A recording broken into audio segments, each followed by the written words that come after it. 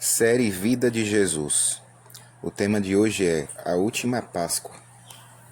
Os filhos de Israel celebraram a primeira Páscoa no dia em que foram libertos da escravidão no Egito. Deus lhe prometera a libertação. Disse-lhes que o primogênito de cada família egípcia seria morto. Ordenara-lhes que marcassem as ombreiras da porta com o sangue de um cordeiro, para que quando o anjo exterminador estivesse fazendo seu trabalho, passasse por alto a habitação dos hebreus. Deveriam assar aquele mesmo cordeiro e comê-lo à noite, com pães asmos e ervas amargas que representavam a amargura da escravidão. Ao comer a carne do animal, deveriam estar prontos para a jornada, tendo os pés calçados e o cajado na mão. Fizeram como o Senhor lhes instruíra, e naquela mesma noite o rei do Egito ordenou-lhes que deixassem o país. Pela manhã iniciaram a viagem rumo à terra prometida. Desde aquele dia, os israelitas costumavam celebrar a Páscoa todos os anos, em memória daquela noite em que foram libertados do jugo da servidão. Agora o povo se congregava em Jerusalém para comemorar o evento. Cada família preparava um cordeiro que comia acompanhado de ervas amargas, como seus antepassados no Egito, e contavam aos filhos como Deus fora misericordioso com eles, libertando-os da escravidão.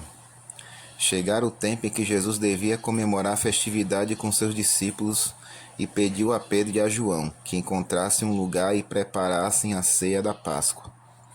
Centenas de pessoas vinham a Jerusalém para a celebração, e os habitantes da cidade se dispunham a ceder um cômodo da casa para os visitantes fazerem sua celebração.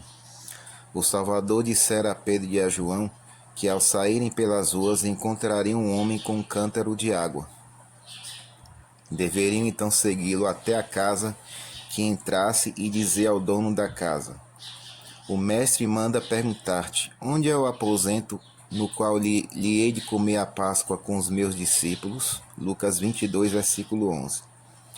Esse homem deveria então mostrar-lhe uma sala espaçosa no andar superior da casa, provida com tudo de que precisavam, e ali deveriam preparar a ceia pascal. Tudo aconteceu conforme Jesus havia dito.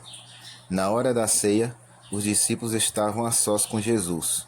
O tempo que haviam passado em companhia do Mestre nessas festas havia sido sempre uma ocasião de grande alegria. Agora, porém, Jesus estava com o espírito atribulado. Finalmente disse-lhes com a voz embargada pela tristeza: tenho desejado ansiosamente comer convosco esta Páscoa antes do meu sofrimento. Lucas 22, versículo 15. Tomando da mesa um cálice de vinho não fermentado, disse: recebei e reparti entre vós, pois vos digo que, de agora em diante, não mais beberei do fruto da videira, até que venha o reino de Deus. Lucas 22, versos 17 e 18. Era a última vez que Jesus celebrara a Páscoa com seus discípulos. Era também a última Páscoa que devia ser celebrada na terra, porque o sacrifício do Cordeiro deveria ensinar as pessoas que um dia Cristo, o Cordeiro de Deus, viria para morrer pelos pecados do mundo.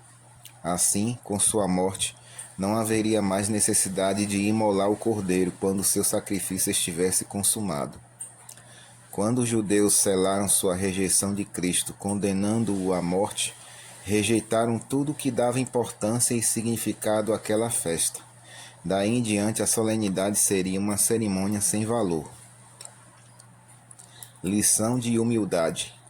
Durante a celebração da Páscoa, passavam-lhe pela mente as cenas de seu último e grande sacrifício. Encontrava-se agora à sombra da cruz e a dor lhe torturava o coração. Viu diante de si toda a angústia que devia sofrer. Conhecia a ingratidão e a crueldade que lhe mostrariam aqueles a quem viera salvar. Contudo, não se preocupava com seu próprio sofrimento, e sim com os que o rejeitariam como Salvador, perdendo a vida eterna. Seus discípulos, no entanto, eram a sua maior preocupação, pois quando não mais estivesse com eles, seriam deixados a lutar sozinhos no mundo. Tinha muitas coisas para lhes dizer que serviriam de alento ao coração, quando não mais estivesse na companhia deles. e desejava falar sobre isso naquele último encontro antes de sua morte. Mas nada pôde dizer, pois eles não estavam preparados para ouvir. Tinha ocorrido contenda entre eles e ainda abrigava o pensamento de que em breve Jesus seria proclamado rei e que cada um deles ocuparia posições de honra em seu reino. Assim, eram hostis e ciumentos uns para com os outros. Havia ainda outro problema. Em uma festa, o servo devia lavar os pés dos convidados e naquela ocasião fizeram os preparativos para isso. Ali estava um vaso de água, a bacia e a toalha prontos para o lava-pés, mas nenhum servo apareceu. Os discípulos, portanto, deviam fazer a parte do servo. Em seu coração, os discípulos não queriam fazer o papel de servo de seus irmãos.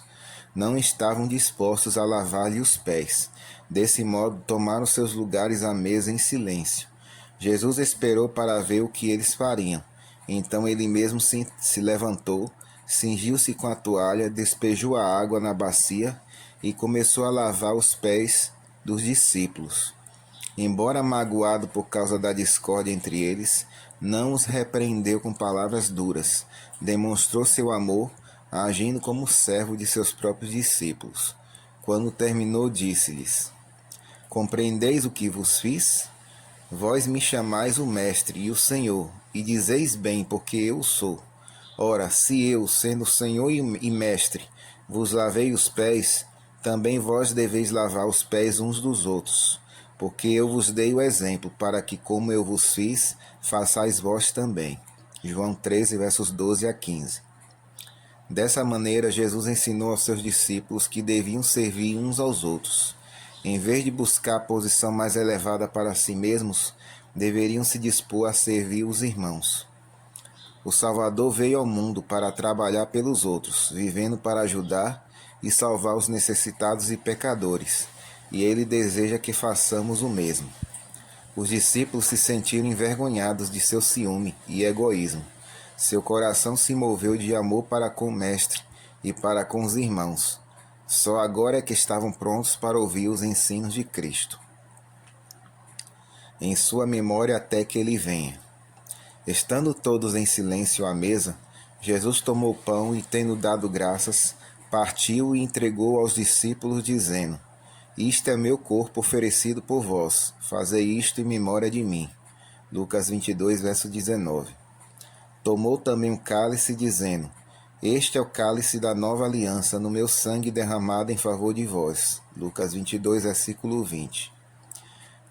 Diz a Bíblia: Todas as vezes que comerdes este pão e beberdes o cálice, anunciais a morte do Senhor, até que ele venha.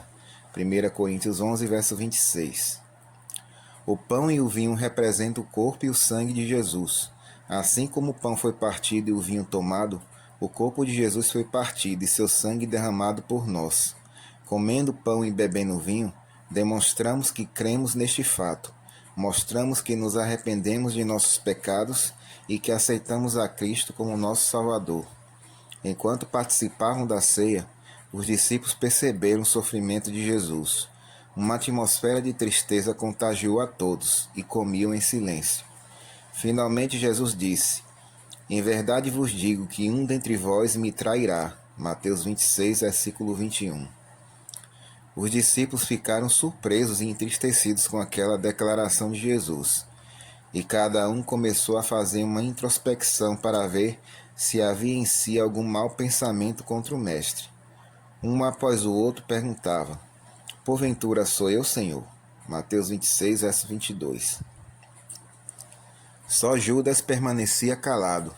Isso fez com que todos os olhares se voltassem para ele. Percebendo que estava sendo observado, também perguntou: Acaso sou eu, mestre? Jesus lhe respondeu em tom solene: Tu o disseste. Mateus 26, verso 25. Jesus havia lavado os pés de Judas, mas isso não fez com que amasse o mestre mais do que antes. Ficou aborrecido porque Cristo havia feito o trabalho de um servo. Agora ele sabia que Jesus não seria rei, e isso fez com que ficasse mais determinado a traí-lo. Ao perceber que seu intento havia sido descoberto, não teve medo. Levantou-se zangado e deixou rapidamente a sala para realizar seu plano perverso. A retirada de Judas foi um alívio para os que ficaram. O rosto de Jesus iluminou-se e a nuvem de tristeza se dissipou. Cristo então conversou com eles durante algum tempo. Disse que ia para a casa de seu pai e que prepararia um lugar para eles e retornaria para levá-los consigo. Prometeu enviar o Espírito Santo para que fosse o mestre e consolador deles. Disse-lhes que orassem em seu nome e certamente suas orações seriam atendidas. Jesus então orou por eles, pedindo a Deus que os livrasse do mal e que amassem um ao outro assim como ele os amava. Jesus orou por nós, do mesmo modo que orou pelos discípulos, dizendo: Não rogo somente por estes, mas também por aqueles que vierem a crer em mim, por intermédio de sua palavra, a fim de que todos sejam um.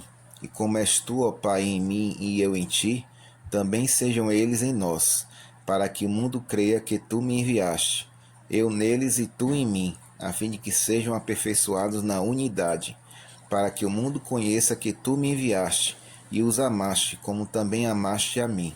João 17, versículos 20, 21 e 23. Que Deus abençoe você e toda a sua família.